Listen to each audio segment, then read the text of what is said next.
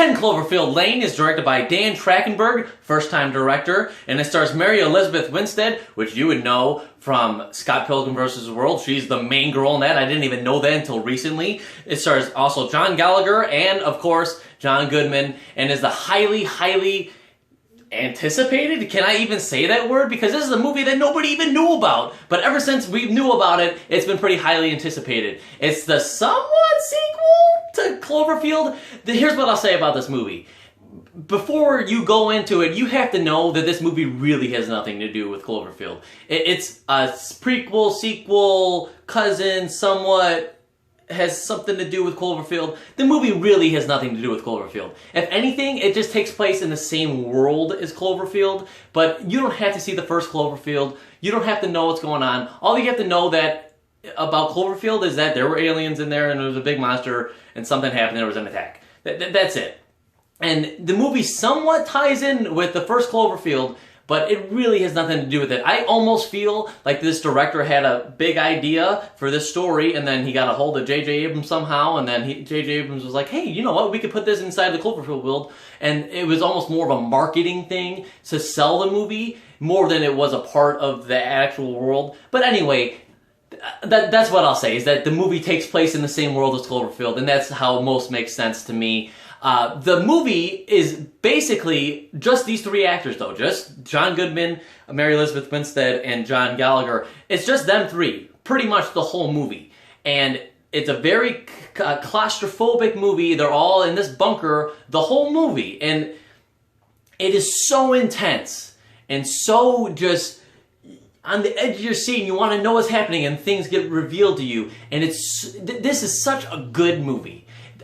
I was blown away by this movie.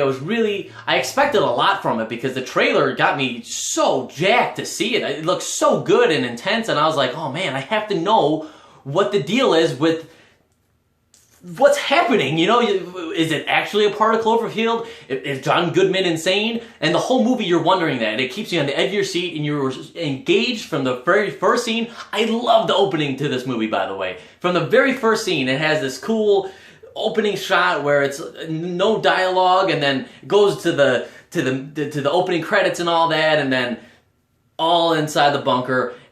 It was so creative to me. I think this director has such great style. I thought he did a fantastic job, especially with his first big Hollywood movie.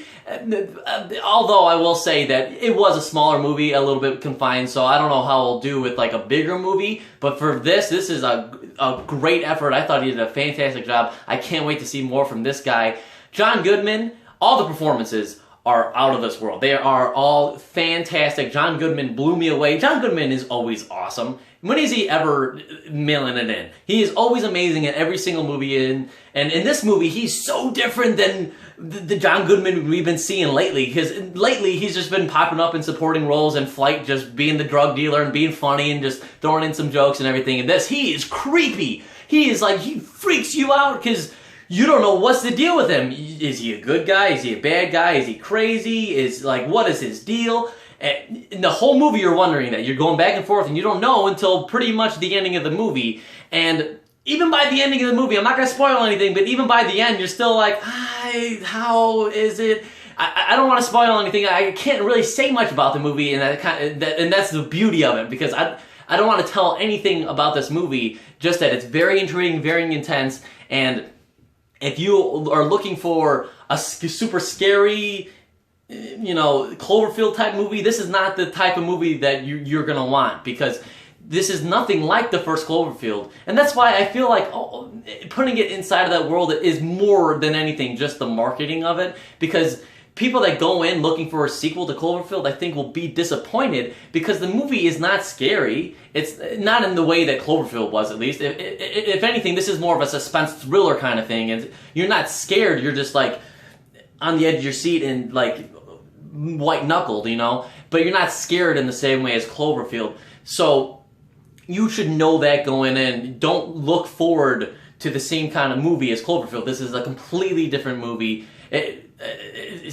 really is more about the marketing, I feel, than them calling this Cloverfield.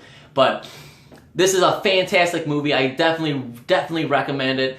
The performances are all great. The directing was great. The soundtrack and all the music and the score, it all went fantastic with it. Really intense music, and then some of the soundtrack choices were really fun and innovative. The trailer, even with the "I Think We're Alone Now" song, that fits so perfectly into the film. It had its own place. I love this movie. I think it's one of the best of the year. I'm gonna have to go 4 out of 5 for 10 Cloverfield Lane. I highly recommend it. I hope you go see it, guys. Anyway, guys, thank you so much for watching. If you like this and you want to see more reviews from a guy like me, you can subscribe, and I'll see you at the next one.